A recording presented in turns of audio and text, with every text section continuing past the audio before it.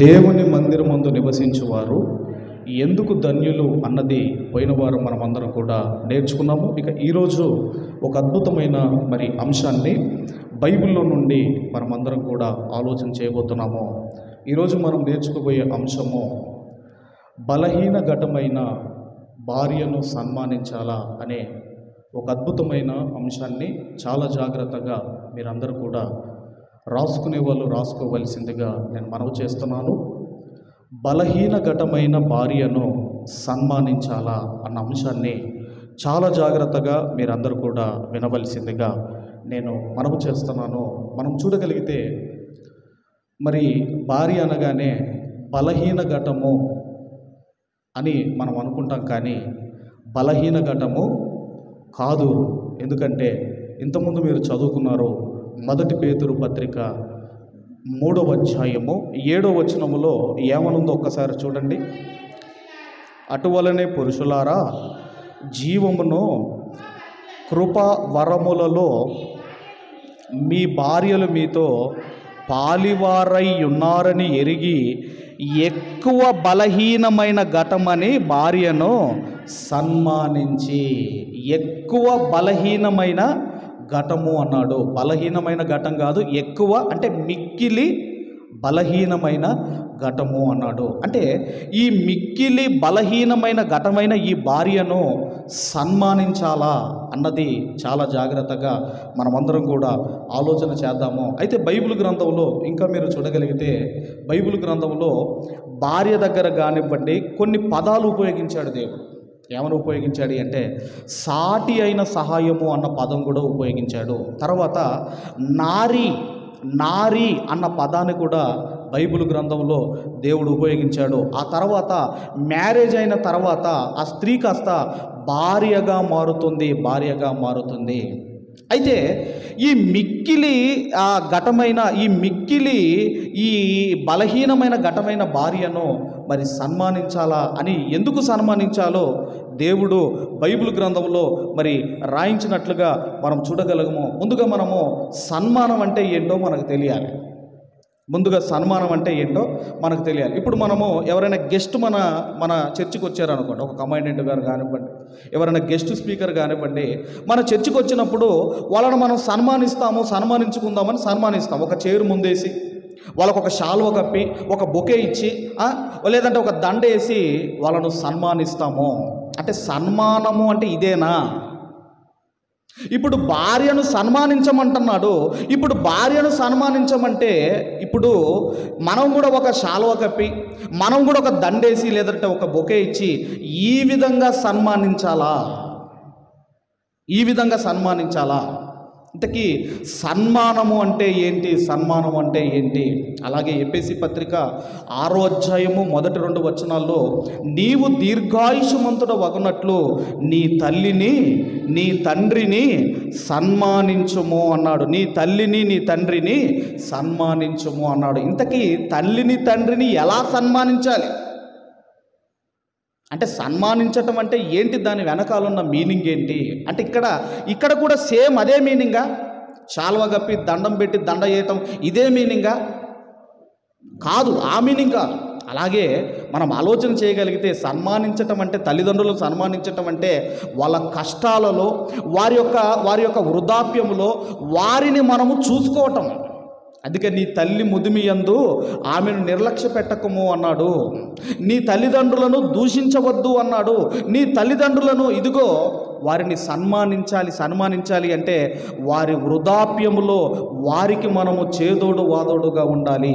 ఒకవైపేమో యేసుక్రీస్తు వారి తల్లి వృద్ధాప్యములో ఉంది, ఆయనేమో శిలువ మీద ఉన్నాడు. ఆ టైంలో తల్లి గురించి ఆలోచిస్తున్నాడు.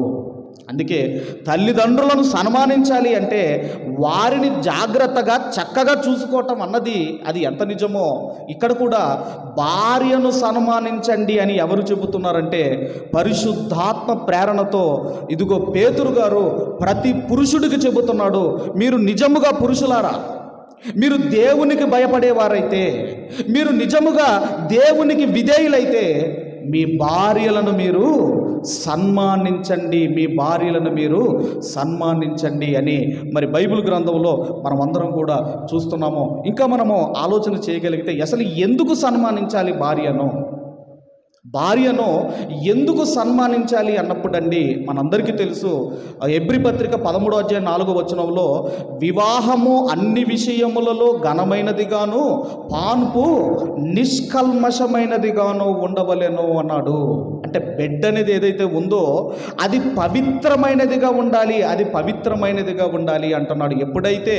ఎప్పుడైతే ఒక పురుషుడు ఒక స్త్రీ వివాహం అనే బంధము ద్వారా ఎప్పుడైతే భార్యాభర్తలుగా మారుతున్నారో, భార్యాభర్తలుగా వాళ్ళు భర్తలుగా ఒక దంపతులుగా వాళ్ళు మారుతున్నారు. అందుకేనండి ఈ భార్యాభర్తలు అన్న పదానికి కూడా బైబిల్ గ్రంథంలో మరికొన్ని చోట్ల మరికొన్ని పదాలు దేవుడు ఉపయోగించాడు. భార్యాభర్తలు అంటున్నాం కదండి, దంపతులు అంటాం కదా. బైబిల్ గ్రంథంలో భార్యాభర్తలను మరికొన్ని పదాలతో దేవుడు మరి సంబోధించాడు. అవి ఏంటి అన్నప్పుడు అండి, ఒకటి ఏంటంటే ఏక శరీరము అన్నాడు. భార్యాభర్తలు ఏమన్నాడు? ఆదికాండం 2:24 ఏక శరీరము అన్నాడు. ఆ తర్వాత భార్యని ఏమన్నాడు అంటే తోటిది అన్నాడు. మలాకి గ్రంథము 2:14 నీ భార్య ఎవరు అంటే నీ తోటిది. ఎవరండి? నీ తోటిది అన్నాడు. అమ్మ నేను టైం లేదు కాబట్టి రిఫరెన్స్లు చెబుతున్నాను, మీరు తర్వాత చదువుకోండి. అక్కడ భార్యను ఏమన్నాడు అంటే నీ తోటిది, అంటే తోటిది. అందుకే అంటారు ఇంగ్లీష్లో నా భార్య నా బెటర్ ఆఫ్ అండి అంటారు కదా. బెటర్ ఆఫ్ అంటే నాలో సగం అండి అంటారు కదా. అందుకే భార్యను ఏమన్నాడు అంటే నీ తోటిది అన్నాడు. ఇంతకుముందు మనం చదువుకున్న పేతురు పత్రికలో మొదటి పత్రిక 7వ అక్కడ ఏమన్నారు అంటే పాలివారు అన్నాడు. పాలివారు అన్నాడు.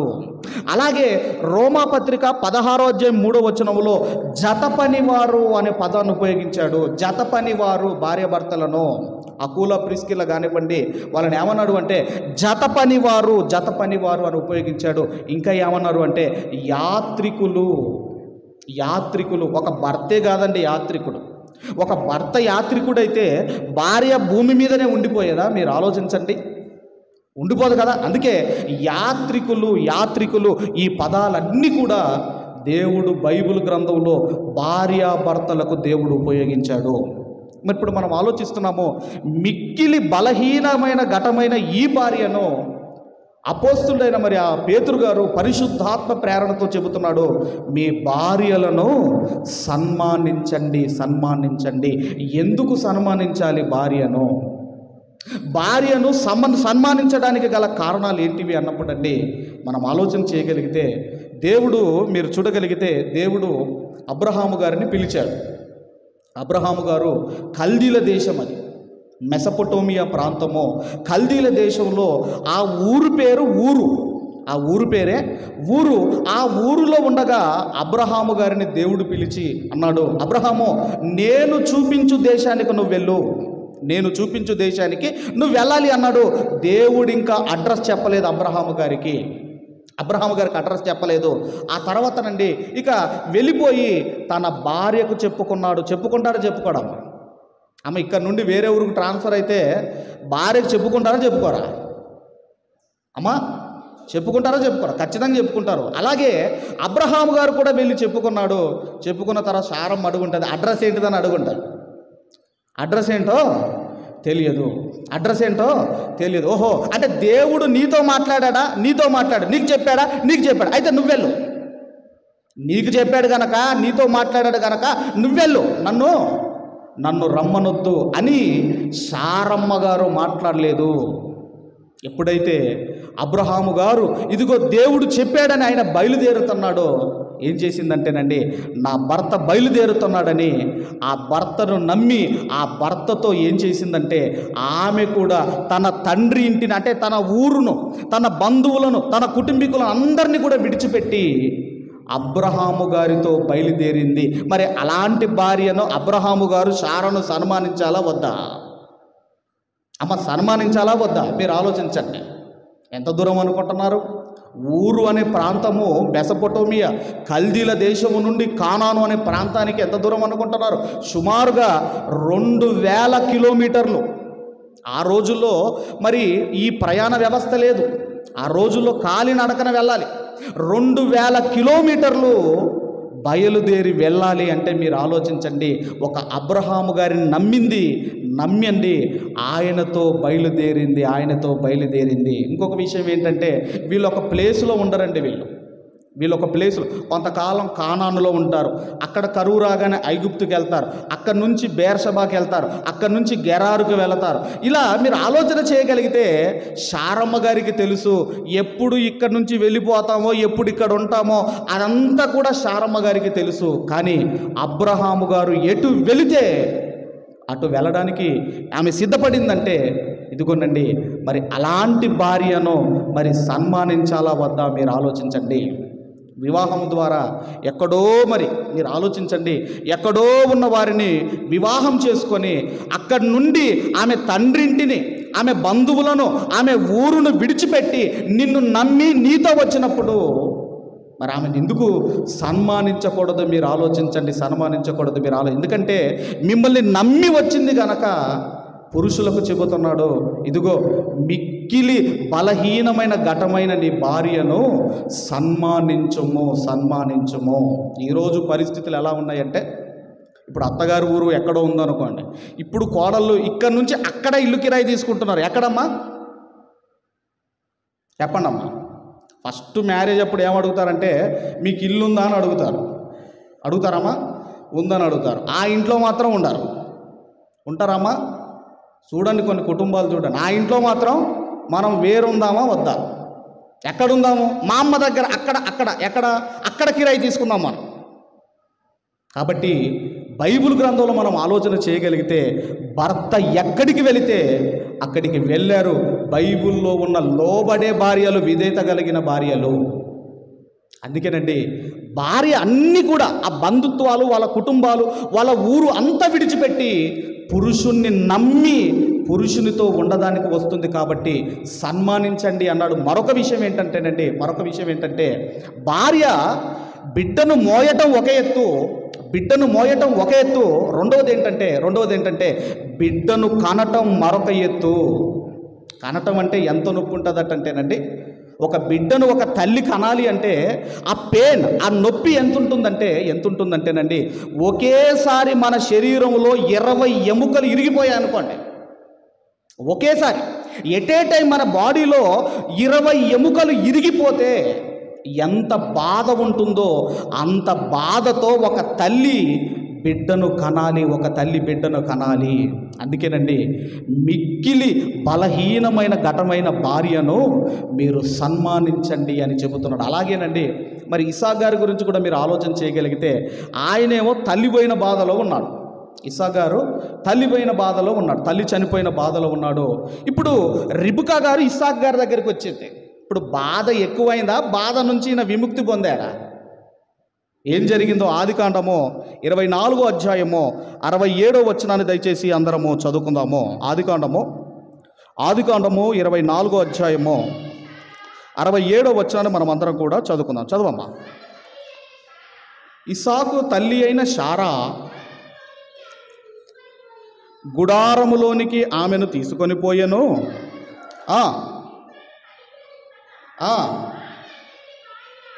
ఆమె అతనికి భార్య అయ్యెను. అప్పుడు ఇస్సాకు తన తల్లి విషయమై దుఃఖ నివారణ పొందెను. అంటే బాధలో నుండి బయటికి వచ్చాడు. ఎవరొస్తే భార్య వస్తే బాధలో నుండి బయటికి వచ్చాడు. అంతేగాని ఇంకా బాధలు ఎక్కువ కాలేదండి ఇస్సాకు గారికి. అంటే భార్య అంటే ఎలా ఉండాలి? బాధపడుతున్న వారిని బయటికి తీసుకొని రావాలి. అందుకే ఒక కోడలు ఇంటికి వచ్చింది అనుకోండి, ఆ ఇల్లు సంతోషంగా ఉండాలి, ఆనందంగా ఉండాలి. అంతేగాని ఊరికే గొడవలు, ఊరికే ఈ అల్లర్లు ఇవన్నీ ఉన్నాయి అనుకోండి, ఆ కుటుంబం ఎలా ఉంటుందో మీరు ఆలోచించండి. అందుకేనండి ఒక రిబకా గారు రాగానే ఆయన తల్లిపోయిన దుఃఖములో నుండి ఆయన బయటికి వచ్చాడు అంటే ఎంత బాగా చూసుకొని ఉంటుంది మీరు ఆలోచించండి. అందుకే అన్నాడు దేవుడు, నీ భర్త 10 మంది కుమారులతో సమానుడు, 10 మంది కుమారులతో సమానుడు. కాబట్టి అందుకే అంటున్నాడు, ఆయన ఏమంటున్నాడంటే పురుషులకు చెబుతున్నాడు పేతురు గారు, ఇదిగో మీ భార్యలను సన్మానించండి అన్నదానికి మరి ఎలా సన్మానించాలో బైబిల్ గ్రంథంలో మనం చూడగలిగితే అపోస్తులైన పౌలు గారు ఎఫెసీయులకు రాసిన పత్రిక 5వ అధ్యాయము ముందుగా 25వ వచనాన్ని మనం అందరము కూడా చదువుకుందాం. 25వ వచనం చదవమ్మా. పురుషులారా, మీరును మీ భార్యలను ప్రేమించుడి, అటువలే క్రీస్తు సంఘమును ప్రేమించి అది కలంకమైనను ముడతయైనను అట్టిది మరి ఏదైనను లేక పరిశుద్ధమైనదిగాను నిర్దోషమైనదిగాను మహిమగల సంఘముగాను ఆయన తన ఎదుట దానిని నిలవబెట్టుకొనవలనని వాక్యముతో ఉదక స్నానము చేత దానిని పవిత్రపరిచి పరిశుద్ధపరుచుటకై దాని కొరకు తన్ను తాను అప్పగించుకొనేను. ఇక్కడ చెబుతున్నాడు, ఏమని చెబుతున్నాడంటే మీ భార్యలను ప్రేమించండి అంటే అమ్మ, భార్యలను ప్రేమించండి అంటే అర్థం ఏంటమ్మా? భార్యలను ప్రేమించండి అంటే అర్థం ఏంటి? ఇప్పుడు ఈయన వెళ్ళిపోయి ఊకే నేను నిన్ను ప్రేమిస్తున్నాను, ఐ లవ్ యూ అన్నాడు, ఊగిదే అంటున్నాడు అనుకోండి. ఆయన ఏమి డబ్బులు ఇవ్వటం లేదు, ఏం చేయటం లేదు, ఏం కొనివ్వటం లేదు, అసలు ఏం చేయటం లేదు, నువ్వంటే నాకు ఇష్టం అన్నాడు అనుకోండి. అంటే ప్రేమించటం అంటే అర్థం ఏంటంటే అంటే ఆమె యొక్క ఫిజికల్ నీడ్స్, ఆమెకి ఏవైతే అవసరాలు ఉంటాయో ఆమె అవసరాలు తీర్చడము. కొంతమంది ఉంటారండి, కరెక్ట్గా ఇస్తారండి, కరెక్ట్గా ఇచ్చి ఒక 10 రూపాయలు ఎక్కువైనా ఇవి ఏమైనా అడుగుతూ ఉంటారు. అర్థమైందమ్మా? అంటే భార్య యొక్క అవసరాలు తీర్చటము, ఆమె యొక్క ఫిజికల్ నీడ్స్ ఉంటాయి. ఆమెను ప్రేమించటం అంటే ఆమెకు ఏవైతే అవసరాలు ఉన్నాయో వాటిని తీర్చడము. ఒక ఫిజికల్ నీడ్సే కాదు, రెండవది ఏంటంటే ఆమె స్పిరిచువల్ నీడ్స్ అంటే ఆత్మీయ అవసరతలు కూడా, స్పిరిచువల్ నీడ్స్ కూడా మనం తీర్చాలి. స్పిరిచువల్ నీడ్స్ అంటే ఏంటంటే భార్యను వెంటబెట్టుకొని మందిరానికి రావాలి అన్నాడు. బైబిల్ గ్రంథంలో ఎవరు వెళ్ళారు చెప్పండి అమ్మా? భార్యను వెంటబెట్టుకొని మరి మందిరానికి వెళ్ళిన వ్యక్తి ఎవరున్నారండి బైబిల్ గ్రంథంలో? ఎవరున్నారు అంటే సమూయేలు గారి తండ్రి ఏం చేశాడంటే ఎల్కానా ఆయన హన్నాను పట్టుకొని వారి కుటుంబం అంతా కూడా షిలోహులో ఉన్న మందిరానికి వెళ్ళారు. అంటే భార్యను సన్మానించటము అంటే అర్థం ఏంటంటే ప్రేమించటం అంటే వాళ్ళ అవసరాలు తీర్చటము. ఈ మధ్యకాలంలో భర్తలు సోమరులైపోయారు. భర్తలకు బాధ్యత లేకపోయేసరికి భార్యలు పనిచేసి కుటుంబాన్ని పోషించే భార్యలు కూడా లేకపోలేదు. కాబట్టి దేవుడు అంటున్నాడు, నీ భార్యను నువ్వు సన్మానించటం అంటే వాళ్ళ అవసరాలు తీర్చటమే కాదు, వాళ్ళను ఆత్మీయంగా దేవుని మందిరానికి నడిపించు. నీ భార్యలు, మీ కుటుంబాలు, మీ భర్త మీ మాట వినకపోతే ఇక ఎవరి మాట వింటాడో మీరు ఆలోచించండి. కాబట్టి కుటుంబం అంతా కూడా దేవుని మందిరానికి నడిపించిన వ్యక్తి ఎవరంటే ఒక ఎల్కానా గారు మనకు కనపడుతున్నారు. కాబట్టి భార్యను సన్మానించమంటున్నాడు. ఈ భార్యలో కూడా 2 రకాల భార్యలు ఉంటారమ్మా. ఎన్ని రకాలమ్మా? ప్రతి దగ్గర మీరు చూడండి, మంచి ఉంటుంది, చెడు ఉంటుంది. అలాగే భార్యలో కూడా 2 రకాల భార్యలు ఉంటారు. ఒకటి మంచి భార్యలు ఉంటారు, రెండవది చెడ్డ భార్యలు ఉంటారు. ఇప్పుడు ముందుగా మంచి భార్యల గురించి త్వరగా కొన్ని వచనాలు, మన టైం కూడా అయిపోయింది, త్వరగా మనం చూడగలిగితే సామెతల గ్రంథము 11వ అధ్యాయము సామెతల గ్రంథం 11వ అధ్యాయము 16వ వచనాన్ని మనం అందరం కూడా చదువుకుందాము. 11-16. నెనెరుగల స్త్రీ ఘనత నొందును.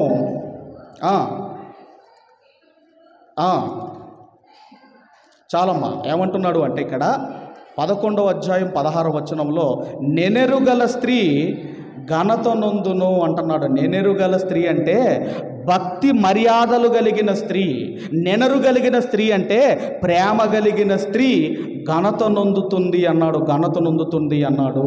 అందుకేనండి కుటుంబంలో ఏముండాలి అంటే ఇదిగోనండి సహనం ఉండాలి.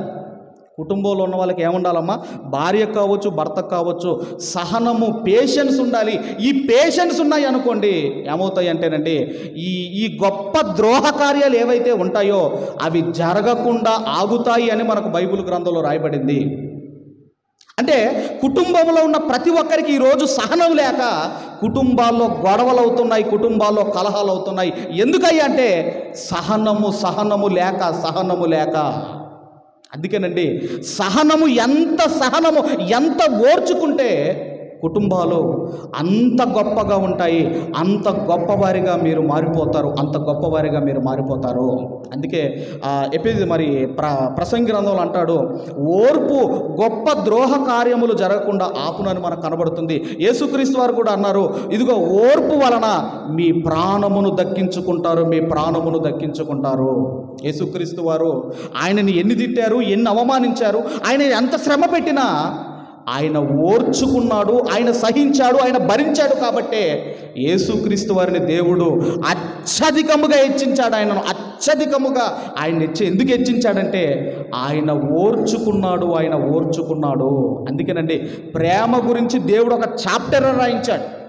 కొరింథీ పత్రిక 13వ అధ్యాయంలో అది లవ్ చాప్టర్ అంటారు. ఒక ప్రేమ ఉంటే ఎలా ఉండాలో ప్రతిదీ కూడా అక్కడ రాయించాడు. కాబట్టి నెనరు కలిగిన స్త్రీ అంటే ప్రేమ కలిగిన స్త్రీ అంటే దైవభక్తి కలిగిన స్త్రీ ఆమె ఏం పొందుకుంటుందంటే ఘనత పొందును అన్నాడు. అలాంటి స్త్రీ మంచి భార్య. ఇంకొక విషయం కూడా రెండవది అదే ప్రసంగి గ్రంథం సామెతల గ్రంథం 12వ అధ్యాయము 4వ వచనాన్ని చదువుకుందాం. సామెతల గ్రంథము 12:4 యోగ్యురాలు తన పెనిమిటికి కిరీటము, సిగ్గు తెచ్చినది వాని ఎముకలకు కుళ్ళు. అంటే యోగ్యురాలుగా ఉంటే మీ పెనిమిటికి మీరు కిరీటంగా మారతారు. కొంతమంది ఉంటారండి జేబులో జెండుమాం పెట్టుకొని తిరుగుతూ ఉంటారు. ఎందుకంటే హెడ్ఏక్ ఎప్పుడు ఏదో ఒకటి తిడుతూనే ఉంటుంది, కొడుతూనే ఉంటుంది. అందుకే మీరు యోగ్యురాలుగా మీరు మారితే ఏమవుతారంటే మీ భర్తకు కిరీటముగా మారతారు. రైట్. ఇంకోటి కూడా మరొక మాట, మూడో విషయం ఏంటంటే 14వ అధ్యాయము మొదటి వచనాన్ని కూడా మనం చదువుకుందాం. 14వ అధ్యాయం అదే సామెతల గ్రంథం 14వ అధ్యాయం మొదటి వచనం చదవమ్మా. జ్ఞానవంతురాలు తన ఇల్లు కట్టును, మూడురాలు తన చేజేతురాల తన ఇల్లు ఊడబెరుకును. జ్ఞానవంతురాలుగా ఉంటే నీ ఇల్లు కట్టుకుంటావు, నీ ఇల్లును కట్టబడుతుంది జ్ఞానవంతురాలుగా ఉంటే. ఒకటి నెనెరగలిగిన స్త్రీగా అంటున్నాడు, రెండవది యోగ్యురాలుగాను ఉండాలి అంటున్నాడు, మూడవది జ్ఞానవంతురాలుగాను ఉండాలి అంటున్నాడు. ఒక జ్ఞానవంతురాలు, ఒక జ్ఞానము భార్యకే కాదండి, భర్తకు కూడా జ్ఞానం ఉండాలి అని ఇంతకుముందు మనం పేతురు పత్రిక 3వ అధ్యాయంలో మనకు కనబడుతుంది. భర్తకు జ్ఞానం ఉండాలి, జ్ఞానము చొప్పున మీ భార్యలతో కాపురము చెయ్యుడి అన్నాడు. అంటే భర్తకు జ్ఞానం ఉండాలి, భార్యకు జ్ఞానం ఉండాలి. ఎందుకయ్యా జ్ఞానం అంటే కుటుంబాన్ని నువ్వు కట్టుకుంటావు అంటున్నాడు. ఇది మూడో విషయం. అయితే ఇక నాలుగో విషయాన్ని అదే సామెతల గ్రంథము 18వ అధ్యాయము 22వ వచనాన్ని చదువుకుందాం. సామెతల గ్రంథం 18వ అధ్యాయం 22వ వచనం. భార్య దొరికిన వానికి మేలు దొరికెనో అట్టివాడు యెహోవా వలన అనుగ్రహము పొందినవాడు. ఇక్కడ మనం చూడగలిగితే భార్య దొరికితే ఏం దొరుకుతుందటండి, పురుషునికి మేలు దొరికెను. అంటే భార్య లేకపోతే పురుషునికి మేలు లేదు. అందుకంటున్నాడు భార్య దొరికిన వానికి మేలు దొరికెను, అట్టివాడు యెహోవా వలన అనుగ్రహం పొందినవాడు. ఇది ఎక్కువగా మ్యారేజెస్లో వాక్యం చెబుతూ ఉంటారు. ఒక ఆయనను ఒక పాస్టర్ గారు వచ్చి చదవమన్నాడట, ఈ వాక్యం చదవమన్నాడట. ఇదే వాక్యం పాస్టర్ గారు వచ్చి చదవమన్నప్పుడు ఇప్పుడు ఆయన చదువుతున్నాడు. ఇప్పుడు జాగ్రత్తగా చూడండి, నేను చదువుతున్నాను చూడండి. ఏమని చదువుతున్నాడంటే ఆయన, భార్య దొరికిన వానికి తేలు దొరికెను, అట్టివాడు యెహోవా వలన ఆగ్రహము పొందినవాడు. అప్పుడు పాస్టర్ గారు అడిగారట, ఆయన అడిగారు, ఏందయ్యా అక్కడ మేలనుంటే అక్కడ తేలను చదువుతున్నావంటే ఆయన అన్నాడట, సార్ అనుభవంతో నేను చదువుతున్నాను, నేను అలాగే చదువుతానని దిగిపోయాడట. అంటే భార్య దొరికిన వానికి మేలు దొరికెను అంటున్నాడు. అంటే ఒక మేలుకరమైన భార్యగా ఉండాలి. ఇక 5వ విషయము మీరు చూడగలిగితే 5వ విషయము 19వ అధ్యాయము, అదే సామెతల గ్రంథం 19వ అధ్యాయము 14వ వచనాన్ని చదువుకుందాం. 19వ అధ్యాయం 14వ వచనం. గృహమును విత్తనమును పితరులిచ్చిన స్వాస్థ్యము సుబుద్ధి కలిగిన భార్య యెహోవా యొక్క దానము. అంటే భార్య ఎలా ఉండాలి అంటే సుబుద్ధి కలిగిన భార్యగా ఉండాలి. ఎవరమ్మ బైబిల్లో సుబుద్ధి కలిగిన భార్య? ఎవరున్నారు చెప్పండి? సుబుద్ధి కలిగిన భార్య పేరు ఏందమ్మా బైబిల్లో? ఎవరికి ఉపయోగించాడు ఆ పదాన్ని?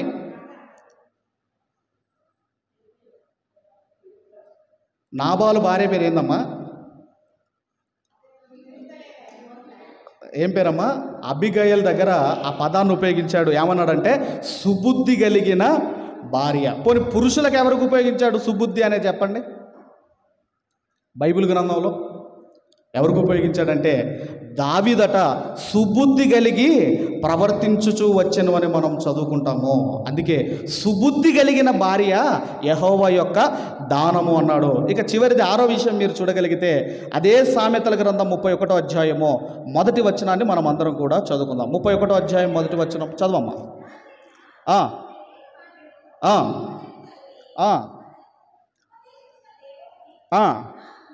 నా కుమారుడా, 10వ వచనం చదవం. 10వ వచనం. గుణవతి అయిన భార్య దొరుకుట అరుదు, అట్టిది ముత్యముల కంటే అమూల్యమైనది. ఇప్పుడు ఎన్ని లక్షణాలు చెప్పానమ్మా? నంబర్ 1 ఏంటిదమ్మా?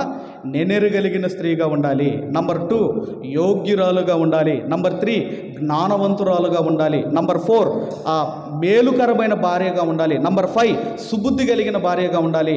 నంబర్ 6 గుణవతి అయిన భార్యగా ఉండాలి. ఈ 6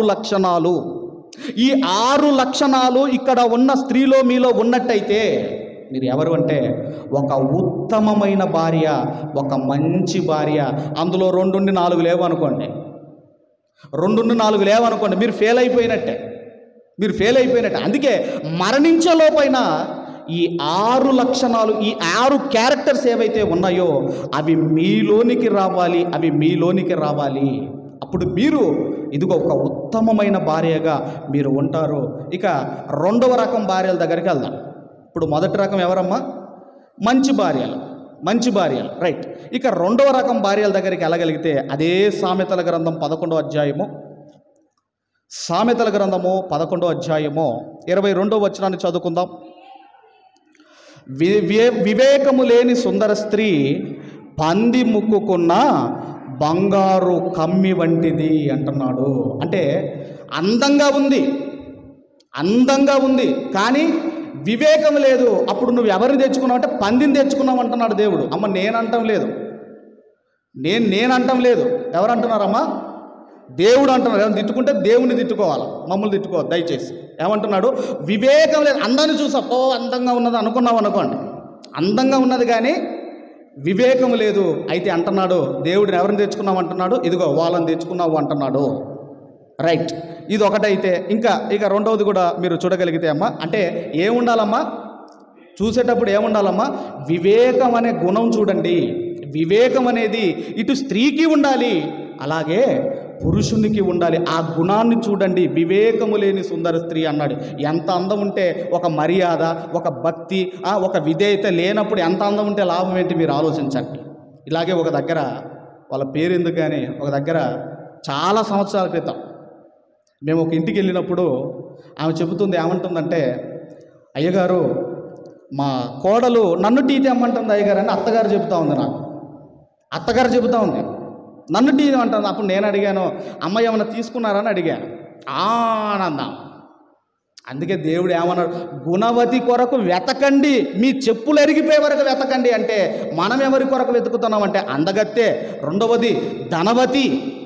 ఇగో ఇవి చూస్తున్నాం మనం. దేవుడు చూడమన్నది పక్కన పెట్టేశాము గనకనే ఇవన్నీ జరుగుతున్నాయి. కాబట్టి అందుకే అక్కడ అంటున్నాడు వివేకము లేని సుందర స్త్రీ అంటున్నాడు. రెండవది ఎవరు చూడగలిగితే 14వ అధ్యాయం, ఇంతకుముందు 14వ అధ్యాయం 2వ వచనం. 14వ అధ్యాయం అదే మొదటి వచనంలో రెండో భాగం, మొదటి వచనంలో 3 రాళ్ళు తన చేతులతో తన ఇల్లు ఊడబెరుకును. 3 రాళ్ళు అంటేనండి, అంటే ఎవ్వరు చెప్పినా వినదు.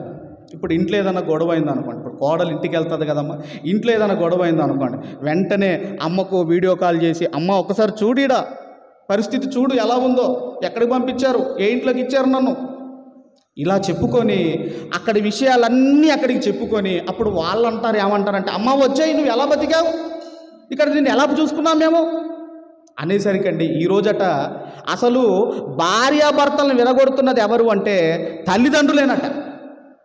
అమ్మాయి తరఫున తల్లిదండ్రులరా కదమ్మా, భార్యాభర్తలను విడగొడుతున్నది వాళ్ళేనట. మరి ఏం చెప్పాలి, అమ్మ సర్దుకో, నీ కుటుంబాన్ని కట్టుకో అని చెప్పవలసింది పోయి వాళ్ళు ఎలాగా వాళ్ళు మాట్లాడుతున్నారో మీరు ఆలోచించండి. అందుకనే ఏదైనా గొడవ జరిగినప్పుడు ఒకవేళ తల్లి ఫోన్ చేసినా తండ్రి ఫోన్ చేసినా కోడలు అనవలసిన మాట ఏంటంటే, నా కుటుంబాన్ని నేను కట్టుకుంటాను, నా కుటుంబంలో మీరు ఇన్వాల్వ్ కాకండి. అందుకే అంటున్నాడు, 3 రాళ్ళు తన చేతులతో తన ఇల్లును ఊడబెరుకును. ఒక యజబేలు రాణి ఏం చేసింది, కుటుంబాన్ని పాడు చేసుకుంది అదంటున్నాడు. రెండోది అయితే ఇక మూడోది మనం చూడగలిగితే 21వ అధ్యాయము సామెతల గ్రంథం 21వ అధ్యాయము 9వ వచనాన్ని మనం అందరం కూడా చదువుకుందాం. 21:9 చదవమ్మా. గయ్యాలితో పెద్ద ఇంట నుండుట కంటే మిద్దె మీదనొక మూలన నివసించుట మేలు అంటున్నాడు. గయ్యాలి అంటే ఏంటిదమ్మా? గయ్యాలి అంటే మీ అందరికీ తెలుసు, ఎప్పుడు గొడవలే కావాలి కుటుంబంలో, చిన్నదానికి గొడవే, పెద్దదానికి గొడవే, ప్రతిదానికి గొడవే. కాబట్టి గయ్యాలితో పెద్ద ఇంట ఉండుట కంటే మిద్దె మీద ఒక మూల నివసించుట. ఈరోజు చాలామంది హిమాలయ పర్వతాలు ఎందుకు వెళ్తున్నారు, ఏగలేక. అర్థమమ్మా? భార్య బాధితుల సంఘాలు ఎందుకు వెలుస్తున్నాయి మీరు ఆలోచించండి. మీరు చూస్తున్నారు కదా, వాళ్ళే కొడతారు, వాళ్ళే ఏడుస్తారు.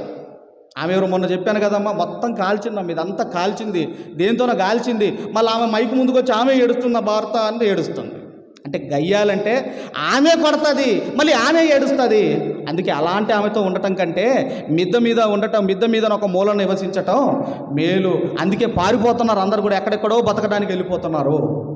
తర్వాత 4వది మీరు చూడగలిగితే, చివరిగా 4వది అదే సామెతల గ్రంథము 21వ అధ్యాయము 19వ వచనాన్ని కూడా మనం చదువుకుందాం. 19వ వచనం.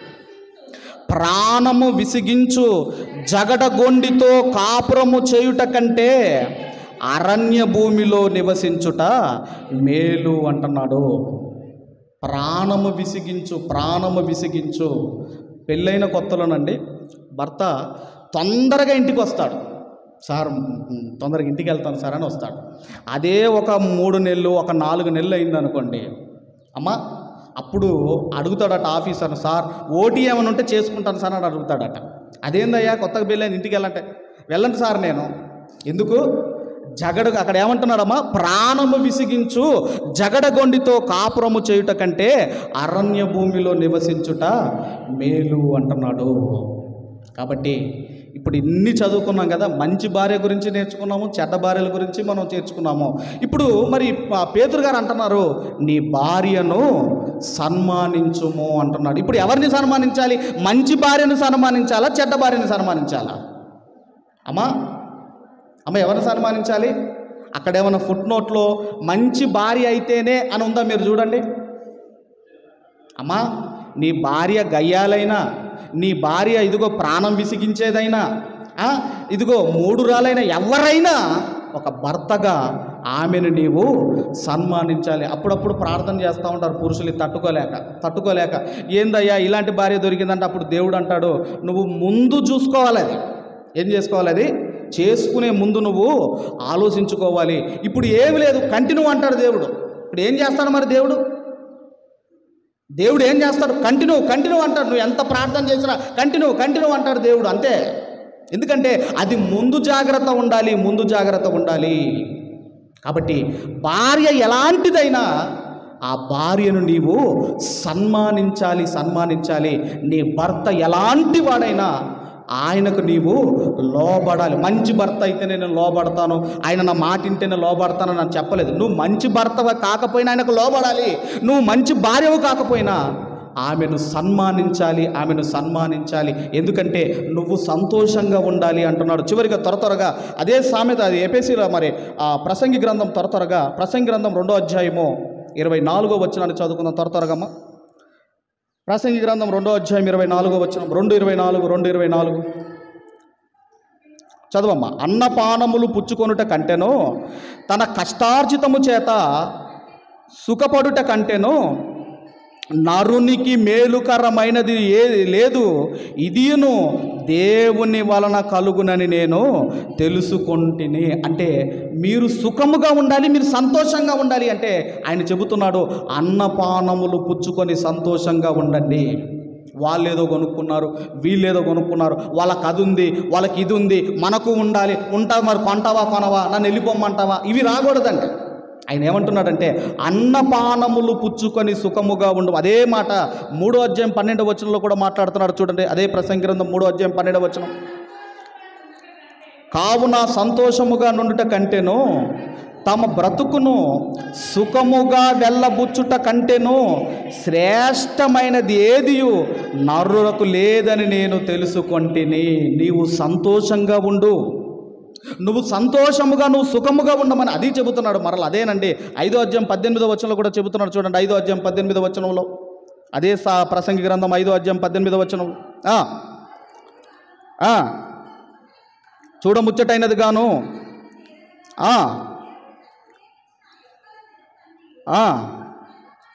అన్నపానములు పుచ్చుకొనుచు తన కష్టార్జితం అంతటి వలన క్షేమముగా బ్రతుకుచుండుటయే ఇదియే వానికి భాగ్యము.